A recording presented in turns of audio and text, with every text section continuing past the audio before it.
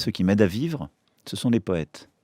S'il y a bien un film qui partage des valeurs, c'est le film Invictus. Alors Invictus, bien plus qu'un parfum, c'est un film américano-sud-africain réalisé par Clint Eastwood et sorti en 2009, écrit d'après le livre Déjouer l'ennemi, Nelson Mandela et le jeu qui a sauvé une nation de John Carlin, journaliste et écrivain anglais. En 1995, l'Afrique du Sud organise la Coupe du monde de rugby à 15. Nelson Mandela commence son mandat en tant que président du pays. Contre l'opinion de ses partisans, il sent dans l'événement sportif la possibilité de créer un sentiment d'union nationale derrière l'équipe des Springboks, symbole durant plusieurs décennies des Blancs d'Afrique du Sud, de leur domination et de l'apartheid. Alors, un sport peut-il influencer l'état d'esprit des hommes? C'est le pari politique et humain de Nelson Mandela après 27 ans d'emprisonnement contre la peur réciproque des communautés d'Afrique du Sud qui provoque un climat de tension. Invictus, c'est un film qui essaie de nous donner quelque chose. Et ce quelque chose, ce sont des valeurs. Mais d'abord, qu'est-ce qu'une valeur? On entend par valeur un ensemble de croyances répondant à l'instinct grégaire. C'est donc une qualité de ce qui est vrai, de ce qui est beau, de ce qui est bien. C'est ce en quoi une personne est digne d'estime. Alors le célèbre psychologue Shalom Schwartz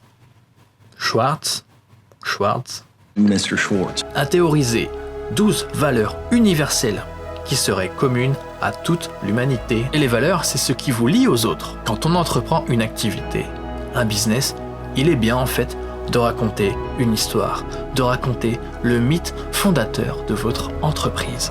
Ce mythe repose sur un pourquoi. Et ce pourquoi, c'est car votre audience a des besoins.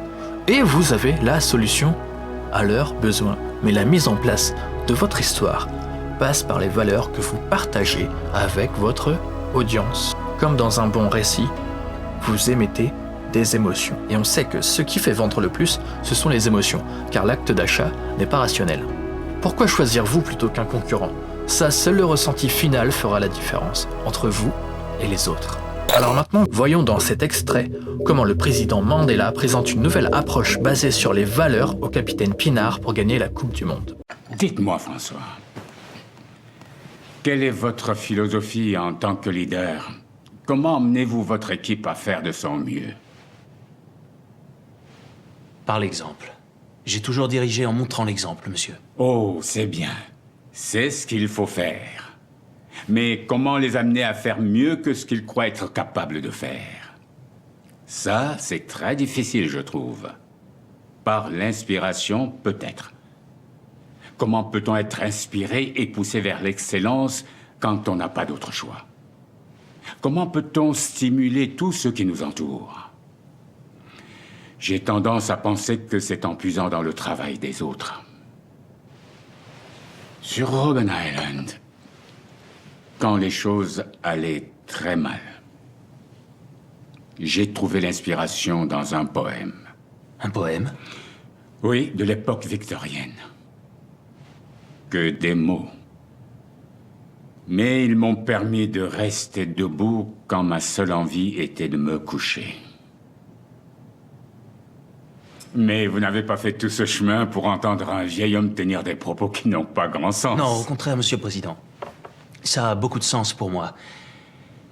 Le jour d'un grand match international, dans le car qui nous conduit au stade, personne ne parle. Ah oui. Tous les joueurs se préparent. Oui. Mais quand je nous estime prêts, je demande au chauffeur de mettre une chanson.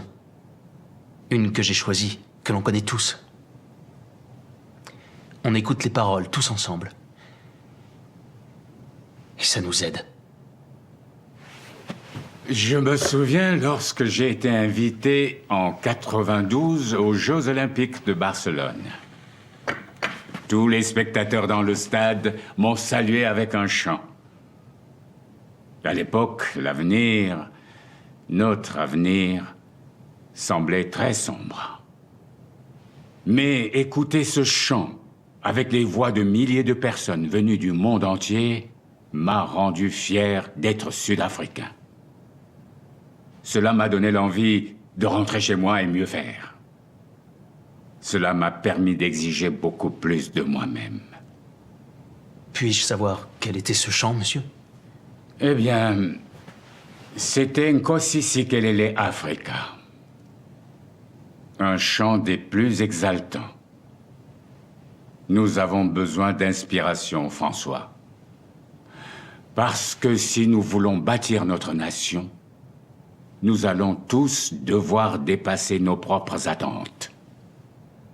Le capitaine Pinard s'engage alors dans cette voie. Ils iront même jusqu'à visiter la prison d'où sort leur nouveau président pour s'immerger plus profondément dans les valeurs que vont leur apporter Mandela. Dans les ténèbres qui m'enserrent, noir comme un puits où l'on se noie, je rends grâce au Dieu quel qu'il soit, pour mon âme invincible et fière. Dans de cruelles circonstances, je n'ai ni gémi ni pleuré, meurtri par cette existence. Je suis debout, bien que blessé, en ce lieu de colère et de pleurs, se profile l'ombre de la mort.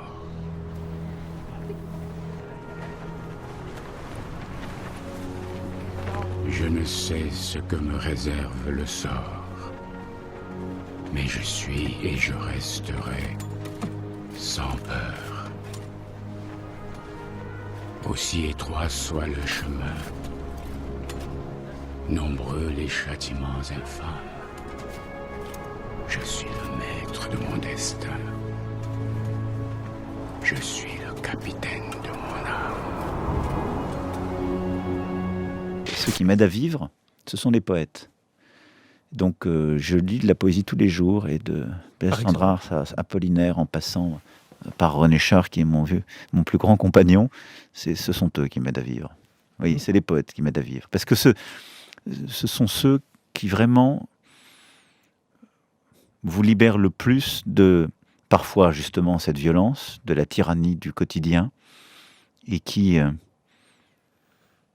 alors soit pour les uns, vous donnent ce visage de la mort, soit vous donnent cette espèce d'intimité absolue avec ce que vous avez à être.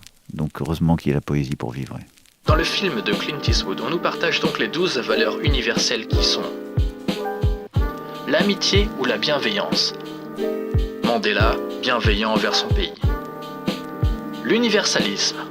Mandela croit en la réunion des communautés de son pays.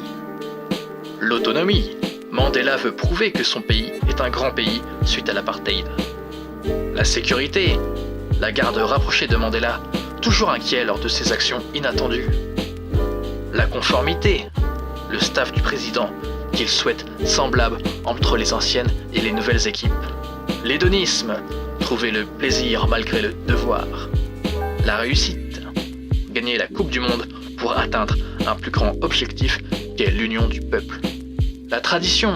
Garder et développer le rugby qui était jusqu'alors considéré comme un sport de blanc. La stimulation. Le capitaine de l'équipe de rugby qui doit motiver ses joueurs. Le courage. Adopter une nouvelle façon de réunir son équipe grâce à la poésie et sans passer pour quelqu'un de ridicule dans un environnement qui se voulait viril. La famille. La mère, le père, mais surtout la mère du capitaine qui sont très présents tout le long du film. Le pouvoir d'agir du président Mandela pour ce qui est vrai, ce qui est beau, ce qui est juste, ce qui est bien. Alors maintenant, on va prendre une entreprise connue. On va aller sur son site web et on va voir quelles sont les valeurs qu'elle partage. Pour l'exemple, ici on va aller chez Total Energy. Notre ambition, être un acteur majeur de la transition énergétique. Nous plaçons le développement durable au cœur de notre stratégie. Notre engagement s'articule autour de 4 axes. L'énergie durable, mener la transformation du modèle énergétique pour lutter contre le changement climatique et répondre aux besoins des populations. Le bien-être des personnes, être une référence en tant qu'employeur et opérateur responsable. L'excellence environnementale, se montrer exemplaire en matière de gestion de l'environnement et d'utilisation des ressources naturelles de la planète. Et enfin, la création de valeur pour la société. Générer une prospérité partagée, être créateur de valeur et porteur de changements positifs pour les communautés dans nos territoires d'ancrage. Voilà, on y retrouve au premier point la conformité et la sécurité. En deuxième point, la bienveillance. Au troisième point, le courage et la stimulation. Et au quatrième point, Total Energy décide carrément d'inventer des valeurs pour les êtres humains. Alors on en pensera ce qu'on veut, mais pourquoi pas. Pour ce qui est de la première valeur universelle, je me souviens de la campagne électorale des municipales en 2020. C'était dans ma propre ville, et le mot bienveillance était utilisé à toutes les sauces. Il était constamment utilisé pour chaque prise de parole ou pour chaque post sur les réseaux sociaux. Ils ont même produit et réalisé une vidéo sur la bienveillance.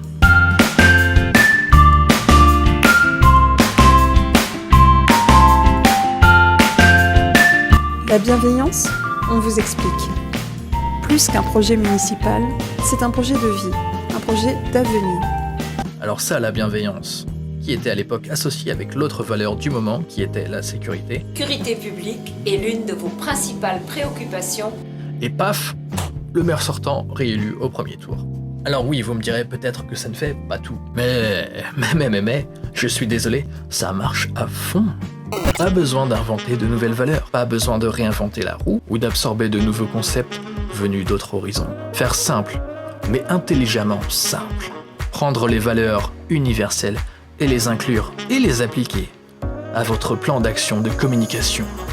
Alors que ça soit dans un film, ou dans une entreprise, ou dans une campagne électorale. Le but, c'est de partir d'un point A et d'aller jusqu'à un point B. C'est le chemin que nous parcourons qui est digne d'estime. Pour ce qui est bien, pour ce qui est beau, pour ce qui est juste, pour ce qui est vrai. Comme Mandela, passer d'un pays désunifié à un pays unifié. Et tout ça avec bienveillance.